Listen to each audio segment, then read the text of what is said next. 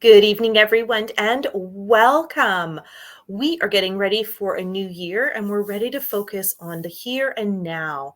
And we're going to learn about mindfulness with Dr. Udani. We realize there could be lots of questions, and Dr. Udani has made herself available. Here is her cell phone number at 437-702-2112, and she'll be happy to answer any questions that you have. I wanted to welcome Dr. Udani, who is our licensed naturopathic doctor here at Justine Blaney Wellness Center. She is an incredible healthcare professional. She has some special interest in women's health and digestive issues, chronic pain, skin conditions, cardio metabolism, and about stress. So she really genuinely believes that everyone has the ability to make healthy and long-lasting changes. Please help me welcome Dr. Udani. Thank you, Angela. Hello, everybody. Good evening. So before we start the webinar, I want to talk about all the exciting webinars that are coming up.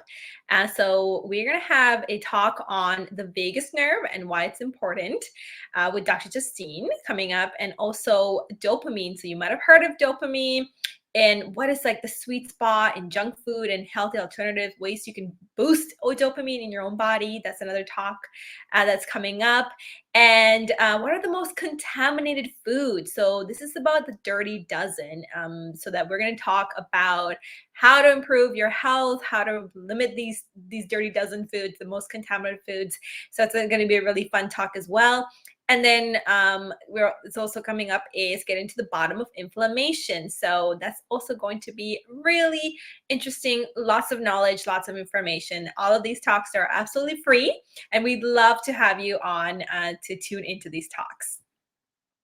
So today is going to be a very, I believe it's going to be a really impactful talk, especially consider the times that's going on right now. You know, there's I think a lot of us are tired, and there's a lot of burnt out from, being in this this climate, with COVID and the lockdowns and things like that. So what are some ways that we can kind of, have that sense of self? How do we stay grounded when there's so much going on, schools closing and things like that? So mindfulness is a really amazing, healthy practice that I think everyone should be learning and adapting. And it's really easy to do once you understand the basics of it. So we're going to go deep into this talk today. We're going to talk about the benefits of mindfulness, some exercises of mindfulness, and also some breathing techniques that can help us calm down the stress. So mindfulness is a practice where we purposefully focus our attention on the present moment. And when we do this, we just accept the moment. We don't think about it. We don't judge it in a negative way or a positive way. We just accept whatever we're thinking in the present moment, so that it's a way for us to stay in this moment. I think right now, a lot of us are feeling anxious, right, about the future. We're wondering what's going to happen. And when we think that, our stress hormones go crazy. We're always thinking, if you're thinking in the future, we have more of an anxious mind. And that just increases our stress hormone. We're always in that fight or flight mode. And we can't sometimes stay in the present, and the present is the only moment we have, really. So mindfulness really helps to anchor us in to the present moment. And the goal of this mindfulness is to wake up to the inner workings of our mental, emotional, and physical processes. So how do we stay in tune with ourselves? And, it's actually been examined scientifically, and it's a very useful and impactful element for stress reduction and overall happiness. And you might be asking, what's the difference between mindfulness and meditation? So I always think meditation is more of the activity of practicing mindfulness. So it's an example of how you can practice mindfulness. So let's dive deep into what are the benefits of mindfulness. So one of the first benefits is that it improves your well-being. So when you're practicing mindfulness, it's a habit you are supporting lots of the attitudes and the outlooks, the positive attitudes that contribute to satisfied life. So it makes it easier for you to savor the pleasures of life as they happen because you're staying in the moment. Helps you be fully engaged in activities. So this could be things with your children, with your family, even hobbies that you like to do. You're just engaged. You're in the present moment.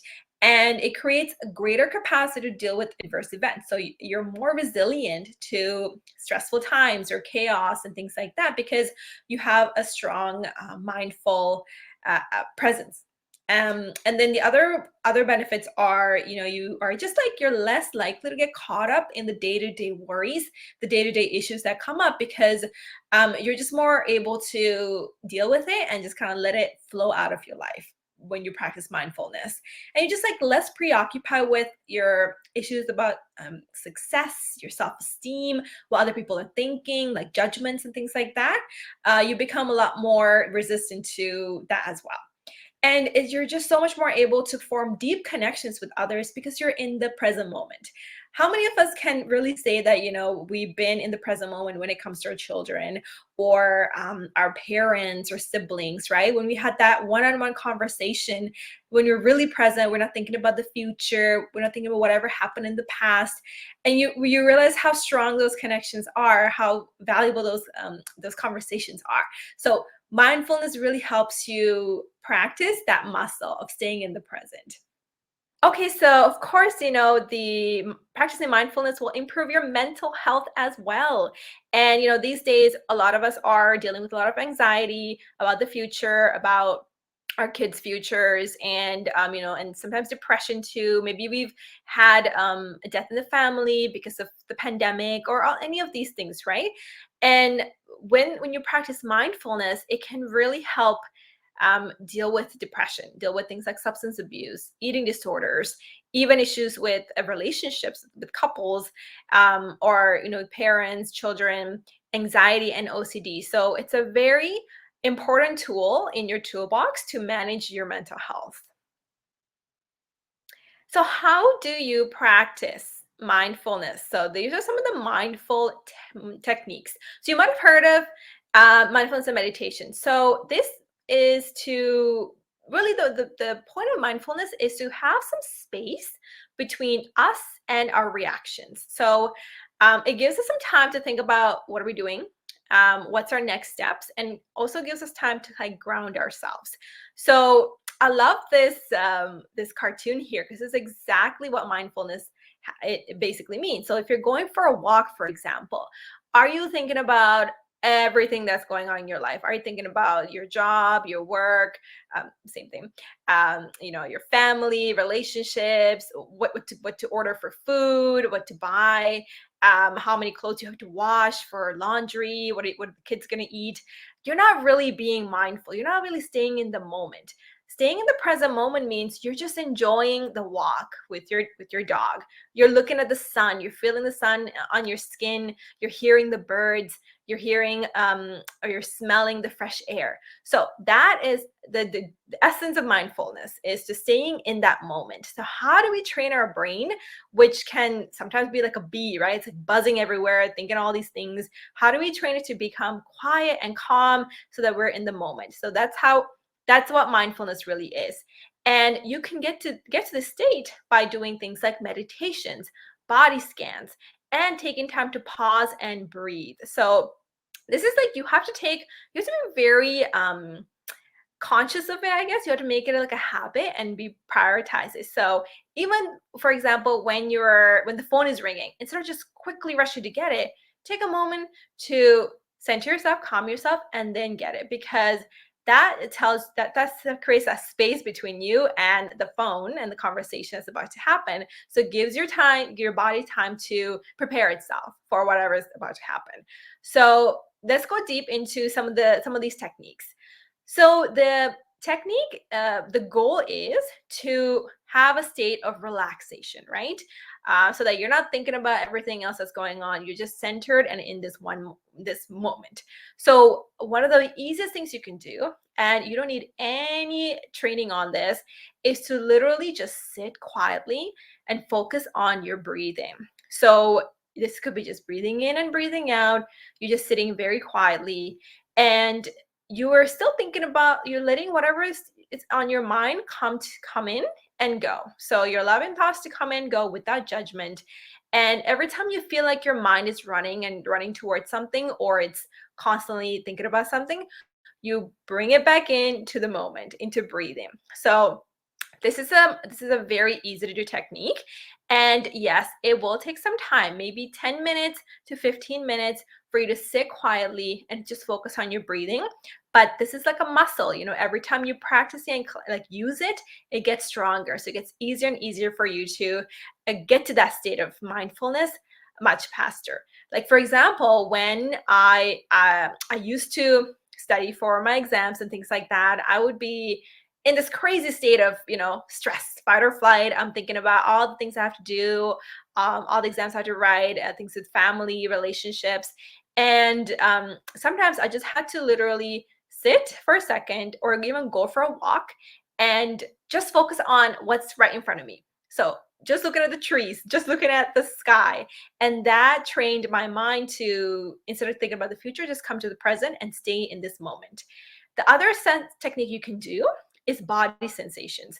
So these are so for example, notice like the subtle body sensations that you're experiencing when you're in this comfortable state. So this could be a little like itching or tingling, but of course, if it's really bad, you can itch it, whatever. But notice these sensations without judgment and let them pass. And this is called a body scan. So what we do is you scan your body from the tip of your toes all the way to your head.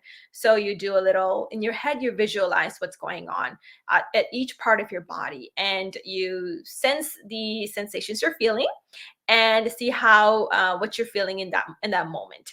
So this is another great way to kind of bring your mind back to the present moment. That's the whole point of mindfulness, is to bring your mind to the present moment.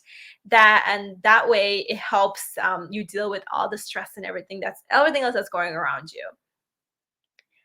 The other example is to notice any sights, sounds, smells, taste, and touches. So you can name these.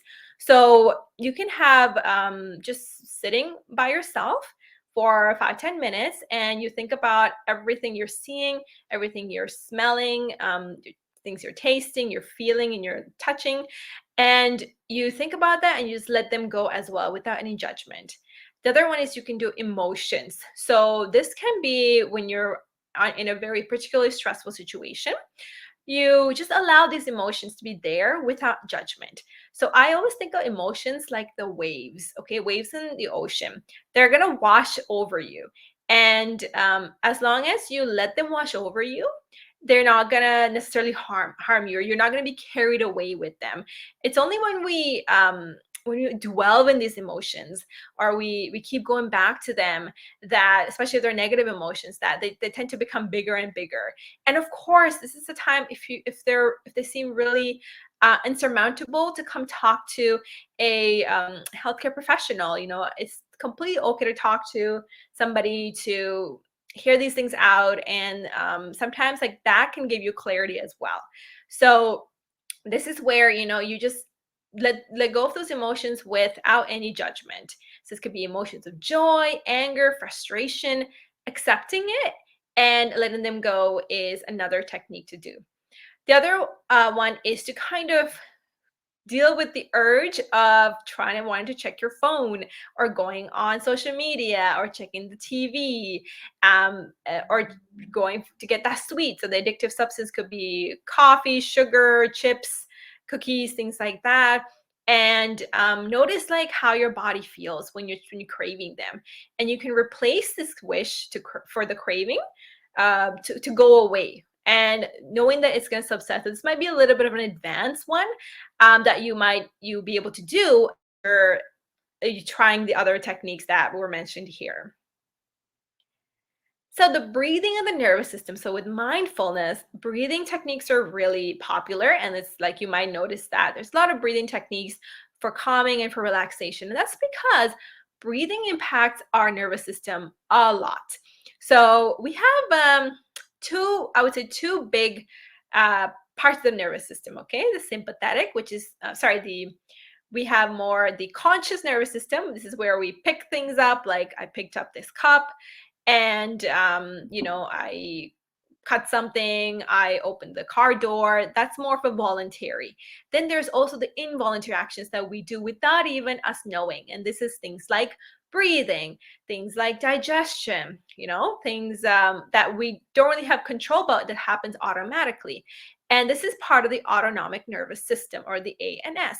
And this system is broken down into two parts. So we have the sympathetic and parasympathetic. So let me make it super easy for you. Sympathetic is fight or flight. We're like just go, go, go, go, go. Everything is working well. High energy, run towards the predator or away from the predator. And then the parasympathetic is rest and digest and relax. So this is where you sleep. You're resting with a book. You're watching your favorite show. Anything that kind of brings that relaxation. So these days, a lot of us are more in the first section. We're more go, go, go. We're constantly bombarded with negative news and, always worried about what's going to happen. And there's a lot of that fear, right? Fear and fight or flight going on. So, but when we're in that state, what happens to our breathing is it gets very shallow. Our breathing becomes very shallow and very fast. So it's like a quick breathing, and that is associated with danger, basically. Our body thinks we're constantly in danger when we have that shallow breathing. So, but what we really want are those long, deep breaths, because that signifies relaxation. It signifies you're resting, you have time to rest, you have time to breathe. So that is where we want our bodies to be in order to healing, in order to become more resilient with our minds as well. So let's do a couple of exercises. So this is something, this is a very basic meditation, mindfulness meditation. So you can sit on a straight back chair or cross-legged on the floor. And honestly, you can, and you're just starting off, you can just do whatever's more comfortable for you. You can even be on the couch. And what you want to do is you want to focus on an aspect of your breathing. So like, for example, whenever I do this, I like to think about all the air that's like breathing, that I'm breathing in, and everything that's coming out of me. So this is where you can really focus on your breathing. So sometimes some people do just deep breathing through the nose and then breathe out through the mouth. So the exhale should be longer than the inhale. And that really switches your nervous system from that fight or flight into the rest and relax, okay? So that's a very easy to do technique to try for yourself. And when you're doing this, you can just focus on your breathing. Just focus on the breathing in and out, in and out. Or you can focus on how comfortable you are feeling. What are you touching? Like, are you feeling the sofa? Are you feeling the softness of the sweater you're wearing? Are you hearing something? Are you hearing the birds, or are you hearing the kids, or whatever it's going on? So this is how you practice staying in the present moment, which is what mindfulness is. And any of these emotions, let's say when the kids are screaming, just accept it without any judgment. So that's a big key, is that don't accept everything with no judgment and let it go. And if your mind starts to race, if your mind starts to go back, spiral back out, gently bring it back into your breathing, okay? So every time you feel like it's running through a thought, bring it back. So this is how you train your mind. Think of your mind as a kid, in essence. And you just when it starts to run away, you got to bring it right back into the moment. So that's a really easy technique. And learning to stay in the present. So I think a lot of us have some trouble with this because, because we're in that fight or flight mode all the time. So one of the easiest ways we can stay in the present moment is actually engaging our five senses.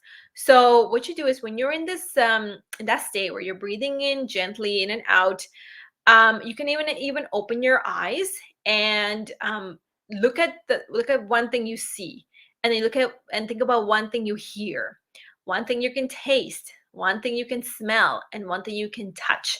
So this is how you can stay in the present moment while engaging your senses.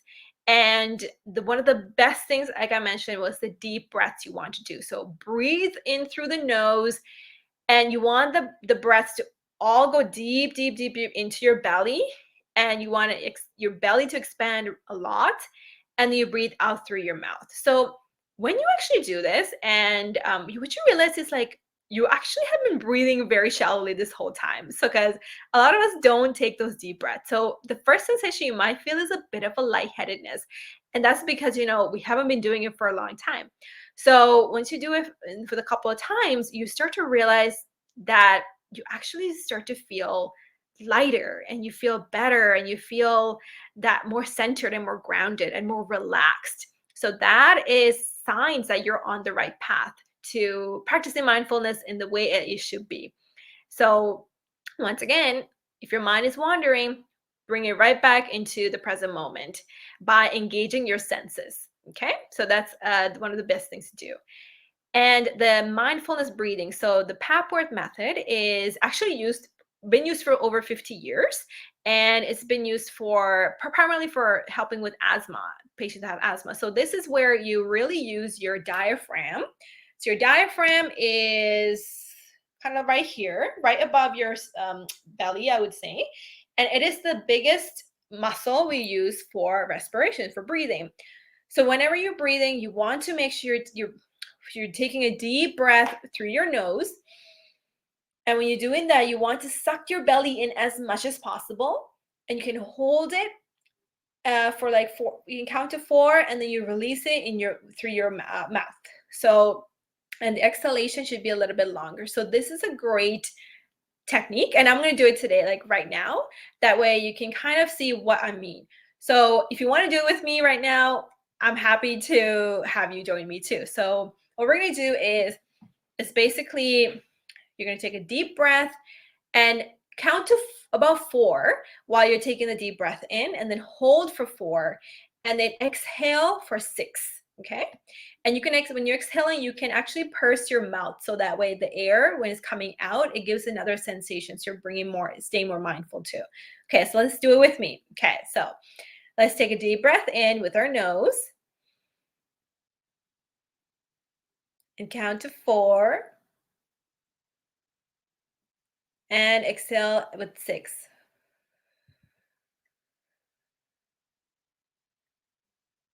So that is how a breath should really be. So it's like a very slow breath that really brings you back into the present moment. And you'll notice that your abs are going to start to hurt a little bit because the way it's contracting. And that's what we want. We want you to get that deep, deep, deep breath and exhale in that deep way too. Let's talk about another deep, deep breathing technique. So the 3-part breathing technique is very similar to what I mentioned. So this is also, it's good for beginners, and you can execute it wherever you are. This is great for when you're feeling overwhelmed with challenges in life. So you can, whenever you exhale, you can visualize releasing the tension and the weight you have been experiencing. So you want to basically always breathe through the nose, and you can hold for 4 seconds in your mind. You can count to 4, and then exhale out to about 6. You can count to 6.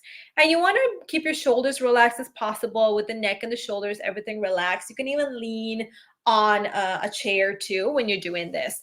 And when you take that big breath, I want your belly to be sucked in. And then when you're exhaling all the way out, it goes, fully large. So that's another breathing technique to do as well. Nasal breathing is another fantastic one. And this is actually really good if you're feeling very, very stressed, like right in the moment. And what this does is, like, the nose is very strongly connected to one of the oldest parts of our brain, the limbic system. So the olfactory nerve, the nerve that comes from the nose, goes there. And this limbic system is like, think about it, it's like the center that controls fear, survival, and all of those things. So when we do the nasal breathing, it really affects how that's being done. So this one is called the alternate nostril breathing technique. So what you do is you basically close one of the nostrils and you take a deep breath. And when you're taking the breath, you can count to 4 and you hold it for 4. And then with the other nostril, count the breath and then you close your nose and then you count to 4 and then you open the other nostril and then you let it out. So you can, let's say, for example, you're doing the left nostril and then you breathe in, hold for 4, and then release from the right nostril and count to about 6. So this is the alternate nostril breathing technique. So you can do this up to 10 times, especially if you're in a very stressful moment, to bring your body and bring your mind back into the present moment. So breathing is a wonderful way to practice mindfulness, and it's kind of like a meditation when you're just in that trance, in that sense. And it's okay if any of these seemed a lot like difficult for you to do right now. Like if your mind, like so you tried it and your mind just is still racing, that's completely normal in the beginning because we need to practice this. This is a habit, right? So I would say if you're having trouble, the best one that I've personally found is just kind of go outside and go for a walk and just be in the moment. So listen to whatever you're hearing, feel the air, hear or see the trees or anything that you're seeing. So you're in the moment and you're not thinking about whatever is happening at your house or things like that. So this could be as simple as that. So this is really an investment in yourself. So this is, the more you do, the more effect it usually has. So the longer you can kind of take this time for yourself and practice this mindfulness, the better effects you're going to feel, the more benefits you're going to experience, and the better that you're going to feel as a person with your mindset as well. And something that I actually do with many of my patients is just before I get to meet all of my patients, I take a moment to practice mindfulness. So I take a moment to stay with myself, ground myself, because that really helps me refresh myself and reset so that I give the best to everybody that I do meet. So this could be as simple as a 1-minute mindfulness that you do before you pick up your kids, or you cook for your children, or you go to that Zoom meeting. So it can be as simple as that, and the more you do it, the longer these effects will last for you and the easier it will get as well. And as you spend time practicing, you'll probably feel kinder, calmer, and more patient with everything.